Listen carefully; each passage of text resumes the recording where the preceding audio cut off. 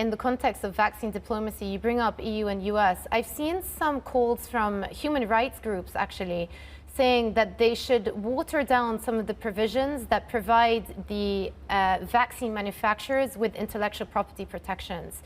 Do you think that that would be a good step to help facilitate the scale production of vaccines, especially in some of the lower and middle income countries where clearly there's a huge demand but not enough supply going in that direction right now? Yes, indeed. Everybody is scrambling for a piece of the pie, and the pie is simply not big enough to meet global demand. That's very clear, and I think there's been a wake-up call here in Europe about that, of course, over the last few days. What we've seen is that intellectual property plays a very different role for vaccines in this pandemic than it might in other, let's say, more normal markets. And what I mean is that governments have de-risked and subsidized the vaccine R&D process all the way from the beginning, the earliest stages of R&D through the scale up of manufacturing, and now with the purchase of products at the end of the process. And so companies are not taking on the same kind of risks that they would in a normal commercial market. And so the role of intellectual property in incentivizing that risk taking and investment behavior is really much smaller than it would be in, let's say, normal times.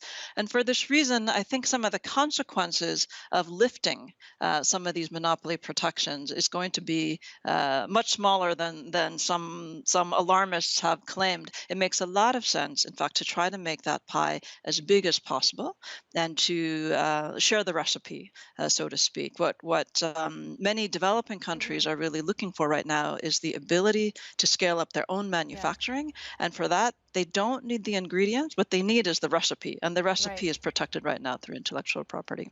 Very clear. I just want to take you to one final topic, a big one in EU over the weekend. There's been a lot of finger pointing, a lot of delays with the European vaccine rollout, culminating in the huge U-turn that they did over the weekend.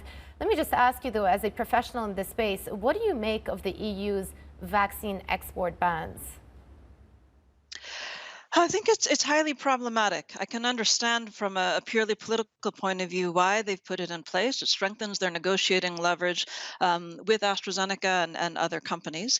But there's a real risk that the EU taking this decision is going to spark sort of a cascade of other countries putting in place export bans. There's a real risk that we're going to see a breakdown in the movement of vaccines across borders, the same kind of breakdown we saw a year ago when the countries, including in the EU, blocked food and even, masks and other essential medical supplies from being exported. This is really disastrous at an international level. And so I think the EU has certainly put in place a few sort of pressure valves to allow for exports to certain countries in the world, but there's still a lot of countries who heavily rely on EU production, and they're going to be hurt quite badly.